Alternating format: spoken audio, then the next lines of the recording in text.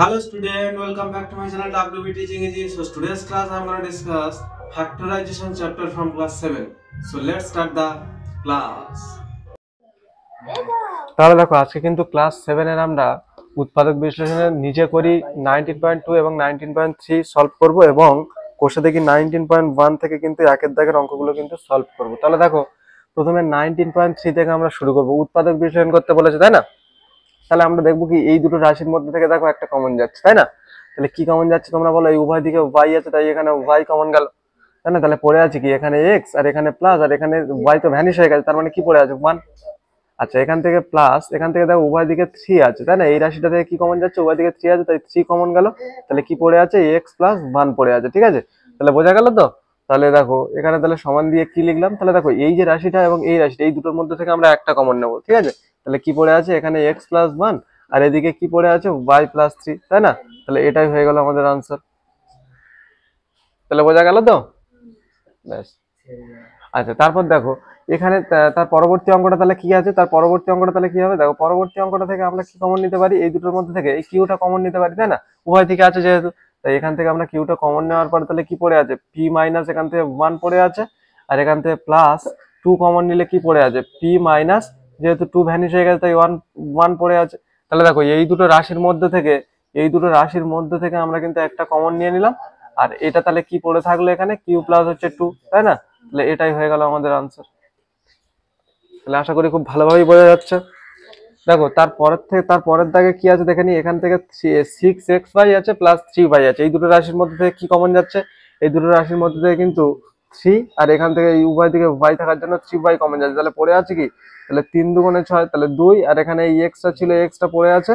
আচ্ছা প্লাস এখান থেকে যেহেতু এটা কমন নিয়েছি তাই এখানে 1 পড়ে আছে, কিছু নেই মানে 1 তাই না। তাহলে এখানে কি পড়ে আছে প্লাস দিয়ে আমরা কিন্তু এই দুটোর ভিতর থেকে কি কমন নিতে পারি 2 কমন নিতে পারি। তাহলে 2 কমন নিলে আমাদের এখানে আছে কি 2x তাই না, তার 2 দুগুণে 4 তারপর তো এটা পাওয়া যাচ্ছে 2x প্লাস এখানে যেহেতু 2 কমন নিয়ে নিয়েছে তাই এখানে কিন্তু 1 আছে। তাহলে দেখো এখানে তাহলে কত হচ্ছে এই রাশিটা এবং এই রাশিটার মধ্যে থেকে একটা কমন নিয়ে নিলাম 2x প্লাস হচ্ছে 1 আর তারপরে কি পড়ে আছে এখানে 3y প্লাস হচ্ছে 2, আমরা কিন্তু দেখে দেখে লিখে নেবো, ঠিক আছে। তাহলে বোঝা গেল তো। তাহলে আমরা কিন্তু এটাকে একটু ঘুরিয়ে লিখতে পারি, যেমন ধরো এখানে লিখতে পারি 3y প্লাস 2 আবার এটাকে আমরা ওদিকে দিয়ে দিতে পারি 2x প্লাস 1, সেম একই ব্যাপার। তাহলে এটা হয়ে গেল আমাদের আনসার। তাহলে বোঝা গেল তো। তাহলে তার পরবর্তী অঙ্কটা আবার দেখে নেবো। তাহলে এখান থেকে কি কমন নিতে পারি, এই দুটো রাশির মধ্যে থেকে কি কমন নিতে পারি 2 কমন নিতে পারি তাই না। এই দুটো রাশির মধ্যে থেকে 2 কমন নিতে পারি, উভয় দিকে y আছে তাই এখানে y ও কমন নিতে পারি। তাহলে এখানে কত হলো 5x, ঠিক আছে। 5x কেন হলো, কারণ এই 5 আর 2 গুণ করলে 5 দুগুণে 10 আর এই x আর এই y আছে তাহলে xy হয়ে গেল, বোঝা গেল তো। আচ্ছা প্লাস তাহলে এখানে যেহেতু 2 ভ্যানিশ হয়ে গেছে তাহলে পড়ে 2y ভ্যানিশ হয়ে গেছে তাহলে পড়ে আছে কি 1। আচ্ছা এখান থেকে আমরা কি কমন নিতে পারি, দেখো এখান থেকে আমরা কিন্তু 1 কমন নিতে পারি। তাহলে এখান থেকে 1 কমন নিলে কি পড়ে আছে এখানে 5x প্লাস কি পড়ে আছে 1 পড়ে আছে তাই না। তাহলে দেখো তাহলে এই দুটো রাশির মধ্যে থেকে একটা আমাদের কমন গেল, তাহলে এখানে কি হলো 5x প্লাস 1 আর এদিকে কি আছে 2y প্লাস হচ্ছে 1। তাহলে চলো বোঝা গেল কি এই পর্যন্ত। তাহলে আমরা কিন্তু কোষে নিজে করি 19.3 এর অঙ্কগুলো কিন্তু সলভ করলাম, ঠিক আছে। তাহলে এবার কিন্তু আমরা চলে যাব 19 পয়েন্ট, ও ঠিক হচ্ছে। তাহলে এবার আমরা চলে যাব কি 19.2 তে কিন্তু চলে যাব। তাহলে বোঝা গেল তো। তাহলে মুছে দিলাম।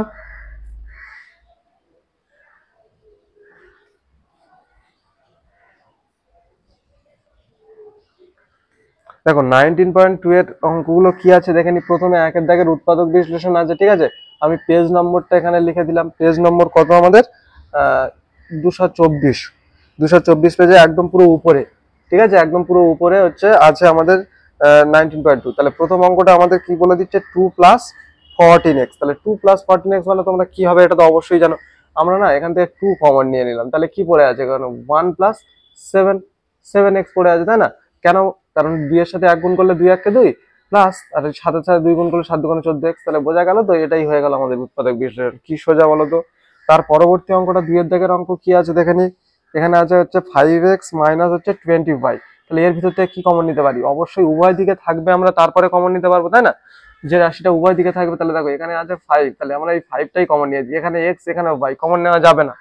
তাহলে এখানে 5 কমন নিলে কি পড়ে আছে x মাইনাস কি পড়ে থাকবে 4 5 এ 20 মানে 4y। এটাই হয়ে গেল আমাদের আনসার। বলো কি সোজা না কঠিন। তাহলে এবার আমরা কিন্তু চলে যাব 3-এর দাগের অঙ্কটিতে। 3-এর দাগের অঙ্কটিতে আমাদের বলছে কি না 6y মাইনাস কিন্তু 3y, 6y মাইনাস 3y এর মধ্যে থেকে কি কমন নিতে পারি? দেখো এর মধ্যে থেকে আমরা কিন্তু 3 কমন নিতে পারি, তাই না? কারণ দেখো চল কোনো x y এগুলোর কোনো কমন যাচ্ছে না, তাহলে 3 কমন নিলে কি পড়ে থাকে 2x মাইনাস কি y পড়ে থাকে, যেহেতু 3 কমন নিয়েছি মানে ভ্যানিশ হয়ে গেল, তাই না? তার মানে এটাই হয়ে গেল আমাদের আনসার। আচ্ছা 4-এর দাগের অঙ্কটাতে কি আছে একটু দেখে নাও, 3a স্কোয়ার মাইনাস 12a। তাহলে দেখো এইবার কিন্তু উভয় দিকে আমাদের a আছে, তাই না? তাহলে আমরা এখান থেকে কি নেবো, এবং সংখ্যা 3 দিয়ে 12 ভাগ করা যাচ্ছে, 3 4 12, তাই না? তাহলে আমরা কিন্তু এখানে কি কমন নেবো 3a কমন নেবো। তাহলে 3a কমন নিলে এখানে কি পড়ে থাকছে শুধু একটা a মাইনাস 3 4 12 মানে a মাইনাস 4। তাহলে 3a কমন নিলে a মাইনাস 4 পড়ে থাকছে। তোমরা যদি এটা দেখতে চাও যে কিভাবে এটা হচ্ছে, দেখো 3 এর সাথে মানে a যদি 3 এর সাথে যদি একটা a গুণ করি তাহলে 3a স্কোয়ার এটা পাওয়া গেল, তাই না? এখানে প্লাস আছে এখানে মাইনাস, তাহলে প্লাস মাইনাসে এই মাইনাস হয়ে গেল, 3 4 12 আর এই একটা a আছে 12, তাই না? 12 হয়ে গেল। তাহলে এটা কিন্তু আমাদের কমপ্লিট হয়ে গেল।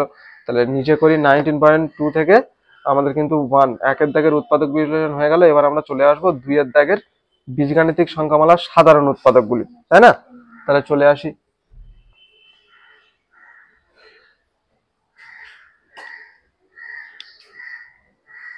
তাহলে দেখো বীজগাণিতিক সংখ্যামালার সাধারণ উৎপাদক লিখতে বলছে, তাহলে তোমরা একটু মনোযোগ দিয়ে এটা দেখবে কিন্তু।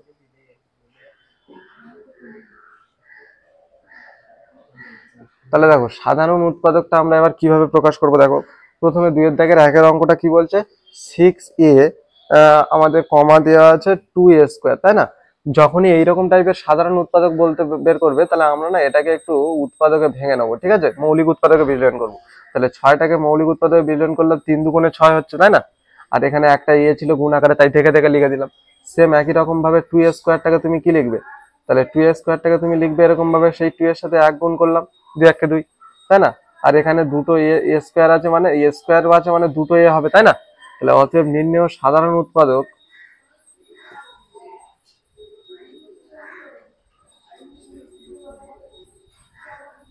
তাহলে অতএব দিয়ে আমরা কি লিখবো নির্ণেয় সাধারণ উৎপাদক। দেখো সাধারণ উৎপাদক তাহলে কি হবে, দেখো এখানে এখানে কিন্তু উভয় দিকে 2 আছে, তাই না? তাহলে আমরা এখানে 2টা লিখবো, বোঝা গেল কি? উভয় দিকে 2 ছিল তাই আমরা 2 কমা দিয়ে দিলাম, উভয় দিকে এ ছিল তাই আমরা এটাকে কমা দিয়ে দিলাম, বোঝা গেল কি?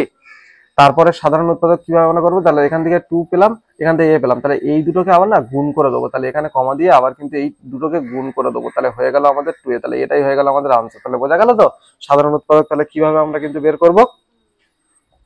সেম 2-এর দাগের অঙ্কটা তাহলে দেখো এখানে বলছে 5x আর এখানে হচ্ছে 6xy। তাহলে এখানে আমরা কিভাবে বের করবো দেখে নাও। তাহলে 5x এখানে তাহলে আছে, তাই না? তাহলে 5x টাকে আমরা যদি উৎপাদকে মৌলিক মানে বিশ্লেষণ করি তাহলে দেখো 5 1 কে 5 হবে, তাই না? তাহলে এখানে আবার x আমরা গুণ করে দিলাম, তাহলে এখানে আছে আমাদের 6xy। তাহলে আমাদের কত হবে 3 দুগুণে 6, 3 দুগুণে 6 আর এখানে x ইন্টু y। তাহলে মৌলিক উৎপাদকে বিশ্লেষণ করলে এটাই হবে। তাহলে অতএব নির্ণেয় সাধারণ উৎপাদক তাহলে কত হচ্ছে, নির্ণেয় সাধারণ উৎপাদক, তাহলে নির্ণেয় সাধারণ উৎপাদক তাহলে এখানে কত হচ্ছে একটু দেখে নাও। দেখো এখানে না আমাদের হচ্ছে শুধু এক্সটাই এখানে মিলছে, তাই না? বাকি কিছু আর কি উভয় দিকে মিলছে, তাহলে এখানে আমাদের সাধারণ উৎপাদক কিন্তু শুধু এক্সই হয়ে যাবে। বোঝা গেল কি? ভালো করে মনোযোগ দিয়ে বুঝে নাও কিন্তু। তাহলে দেখো 3-এর দাগের অঙ্কটিতে আমি কিন্তু চলে যাব। এখানে কি আছে 4xyz, 4xyz আর এখানে আছে 12yz। তাহলে দেখো এখানে আমি যদি 4xyz এটাকে যদি লিখি তাহলে দেখো 4টাকে মৌলিক উৎপাদকে বিশ্লেষণ করলে 2 গুণ 2 হবে, তাই না? আচ্ছা এখানে যেমন ছিল x, এখানে y, এখানে z বসে গেল। তারপর এখানে 12 আছে, 12 হচ্ছে কি আছে yz। তাহলে 12yz টাকে তাহলে আমরা কিভাবে লিখতে পারি, 3 গুণ কি 4 3 4 12 এরকম আমরা লিখতে পারি, ইন্টু কি এখানে y ইন্টু এখানে কি হবে z। তাহলে বোঝা গেল তো? তাহলে দেখো এবার আমরা তাহলে এখন অতএব দিয়ে কি করব, নির্ণেয় সাধারণ উৎপাদক, তাহলে নির্ণেয় সাধারণ উৎপাদক, তাহলে দেখো নির্ণেয় সাধারণ উৎপাদক, দেখো এখানে একটু লক্ষ্য দাও উভয় দিকে কিন্তু 3 নেই, তাই না?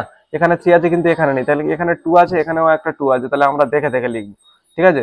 তাহলে এখানে আমরা কি করব, দেখে দেখে আমরা একটা করে কিন্তু লিখবো। তাহলে 2 লিখলাম। আচ্ছা এখানেও 2 আছে এখানেও 2 আছে, তাহলে আমরা এখানে 2 লিখে দিলাম, হলো না? এখানে x আছে এখানে কোনো জায়গা নেই, y আছে এখানে y আছে, আমরা দেখে দেখে লিখে দিলাম। এখানে z আছে এখানে z আছে, আমরা কিন্তু দেখে দেখে কি করলাম লিখে দিলাম। ঠিক আছে, এইবার আমরা সাধারণ উৎপাদক বের করতে গেলে কি করব, দেখো একবার 2 দিয়ে না এগুলো সব গুণ করে করে যাব। দেখো 2 দিয়ে এটা 2 গুণ করলে কত হবে, 4 হবে।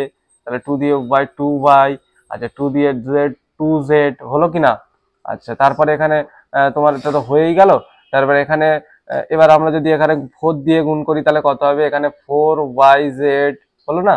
তারপর হচ্ছে 4 হচ্ছে yz হয়ে গেল, 4y, আচ্ছা 4y হবে, তাই না, 4z হবে, 4y 4z, এই যে আমাদের আনসার হয়ে গেল, তাই না। সাধারণ উৎপাদক আমরা বের করে দিলাম। তাহলে বোঝা গেল তো। তাহলে লাস্ট অঙ্কটা কিন্তু 4-এর দাগের অঙ্কটা কিন্তু তোমরা করে দেখাবে। আমি এখানে বসিয়ে দিলাম। 4-এর দাগের অঙ্কটা হচ্ছে 7a স্কোয়ার বি, আর এখানে হচ্ছে 14abc। ঠিক আছে, তাহলে এখানে এটাকে যদি আমরা একটু দেখে নিই তাহলে কত হচ্ছে, এখানে 7a স্কোয়ার বিটাকে যদি মৌলিক উৎপাদক বিশ্লেষণ করি তাহলে 7 একে 7, আর এখানে দুটো এ লিখবো, এখানে কিন্তু বি লিখবো, স্কোয়ার ছিল বলে লিখলাম, তাই না। 14abc, তাহলে 14abcটাকে কি লিখবো, 7 দুগুণে 14 লিখে দিলাম, আর এদিকে এ বি আর এখানে সি দেখে দেখে লিখে দিলাম। তাহলে এখানে কি কি আমরা পেলাম, নির্ণয় সাধারণ উৎপাদক আমরা কি কি পেলাম, তাহলে দেখো। তাহলে আমি না এটা একটু মুছে দিলাম।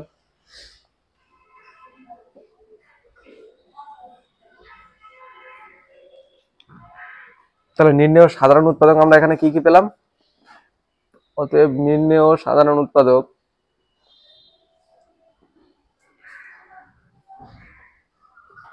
তাহলে কত পেলাম, দেখো উভয় দিকে 7 আছে তাই 7 লিখলাম। আচ্ছা উভয় দিকে আমাদের এ আছে তাই এ লিখে দিলাম। আচ্ছা উভয় দিকে আমাদের কি আছে, বি আছে, বি লিখে দিলাম, তাই না। কিন্তু সি উভয় দিকে নেই তাই লিখলাম না। তাহলে সাধারণ উৎপাদক করতে গেলে এটা দিয়ে আমরা একবার করে গুণ করে নেবো। দেখো তাহলে এখানে 7 এর সাথে এ গুণ করলাম 7a, 7 এর সাথে বি গুণ করলাম, কি হবে 7b হবে, 7b হলো। তারপরে আচ্ছা আচ্ছা এখানে এ দিয়ে একবার হচ্ছে গুণ করব, এটাকে এবি হয়ে গেল, তাই না। তারপরে এই 7 এর সাথে আবার এবি গুণ করলাম, 7ab, এই হয়ে গেল আমাদের আনসার। সাধারণ উৎপাদক কিন্তু আমাদের বেরিয়ে গেল। তাহলে আশা করি তোমরা খুব ভালোভাবেই কি করছো, বুঝতেই পারছো।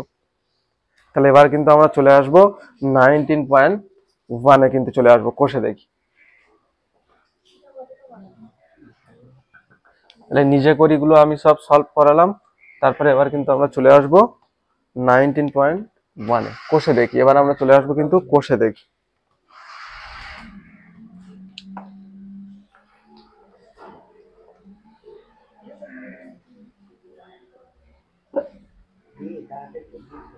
তাহলে দেখো কোষে দেখি এবার কিন্তু 19.1 এর একের দাগের গুলো আমরা আজকে সব সলভ করব। তাহলে এর একের দাগের কি আছে বলছে, উৎপাদকের বিশ্লেষণ করি। তাহলে দেখো প্রথমে একের দাগের প্রথম অঙ্কটা কি আছে, 7xy। তাহলে 7xy-টাকে যদি উৎপাদক বিশ্লেষণ করি কি হবে না, 7টাকে না 7 এর সাথে এক গুণ করলাম, 7 একে 7, আর এখানে x ছিল y, x y সব গুণ আকারে আছে তাই আমরা কিন্তু এইটা হয়ে গেল আমাদের। ঠিক আছে, আমাদের কিন্তু উৎপাদকের বিশ্লেষণ করে দাও। আচ্ছা 2-এর দাগের অঙ্কটা কি আছে একটু দেখে নাও। 9 হচ্ছে এক্স স্কোয়ার ওয়াই। তাহলে দেখো 9টাকে কিভাবে ভাঙবো, 3 3-কে 9 হয়ে গেল, আর এখানে দেখো এক্স স্কোয়ার ছিল তার মানে দুটো এক্স লিখলাম আর একটা ওয়াই ছিল লিখে দিলাম। তাহলে এটাই হয়ে গেল আমাদের উৎপাদক বিশ্লেষণে ভাঙা।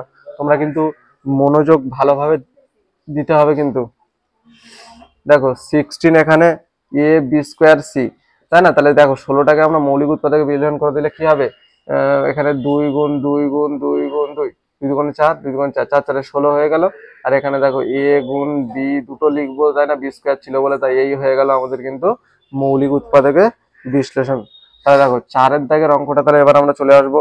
এখানে ছিল কিন্তু 25 -25 এল এম এন, তাই না। তাহলে এখানে মাইনাস থাকলে তোমরা 1 লিখবে কিন্তু, তাহলে মাইনাস এখানে 1 লিখলাম। আচ্ছা 5 গুণ 5, 5 5 25 হয়ে গেল, গুণ হচ্ছে এল এম এন। তাহলে বোঝা গেল এটাই হয়ে গেল আমাদের মৌলিক উৎপাদক। যখন মাইনাস থাকবে তোমরা কিন্তু -1 লিখবেই। আচ্ছা এবার আমরা চলে আসবো 5-এর দাগের অঙ্কটিতে। তাহলে দেখো এখানে আছে 12x, এখানে 2 + x। তাহলে এটা আমরা কি করবো, 12x-টাকে 3 4-এ 12 করে দেবো, 3 গুণ 2 গুণ 2। তাহলে এখানে ইন্টু এক্স, আর এটা আমরা দেখে দেখে এখানে লিখে দেবো 2 + x। তাহলে এটাই হয়ে গেল আমাদের কি মৌলিক উৎপাদকের বিশ্লেষণ। তাহলে এবার আমরা চলে আসবো কিন্তু 6-এর দাগের অঙ্কটিতে। 6-এর দাগের অঙ্কটিতে কি আছে, -5p³ আছে, -5p³ আর হচ্ছে এখানে p² প্লাস হচ্ছে 8। তাহলে এখানে -5 মাইনাস থাকলে আমি কি বললাম 1 তোমরা লিখবে, তাহলে এখানে 5 লিখলাম। আচ্ছা গুণ এখানে p, এখানে কিউব আছে, এখানে আমরা কিন্তু তারপরেরটা রাশিটা দেখে দেখে লিখে দেবো। পি স্কোয়ার প্লাস হচ্ছে 8টাকে আমরা দেখে দেখে লিখে দেবো। তাহলে এই হয়ে গেল আমাদের উৎপাদক বিশ্লেষণ। আচ্ছা, এবার আমরা 7 দাগের অঙ্কটিতে চলে আসবো। তাহলে দেখো 7 দাগের অঙ্কটিতে ছিল 21x/² আর এখানে আছে 3x - 2। তাহলে দেখো এখানে আবার কি হবে, তাহলে দেখো 21 আছে, তাহলে এখানে 3 গুণ 7 দিলাম, 3 7 21 হয়ে গেল। আর এখানে x ছিল আর এখানে y² ছিল, মানে দুটো y লিখে দিলাম। আর এটা আমরা যেমন ছিল দেখে দেখে কিন্তু তার পাশে লিখে দেবো। তাহলে এই হয়ে গেল আমাদের উৎপাদকের কিন্তু বিশ্লেষণ। আজকের ক্লাসের লাস্ট অঙ্কটাতে চলে আসবো এবার আমরা। দেখো 8 দাগের অঙ্কটা কি ছিল, 121 ছিল mn ইন্টু m² - n। তাহলে এই অঙ্কটা কি করবো, 121 তোমরা তো জানো 11 11 গুণ করলে 121, আর এখানে m আর এখানে n গুণ আকারে হয়ে গেল। আর বাকিটা আমরা কিন্তু তার পাশে দেখে দেখে m² - n-টাকে কিন্তু লিখে দেবো। তাহলে এই হয়ে গেল আমাদের উৎপাদক বিশ্লেষণ। আজকের ক্লাসটা এই পর্যন্ত, দেখা হচ্ছে নেক্সট ক্লাসে।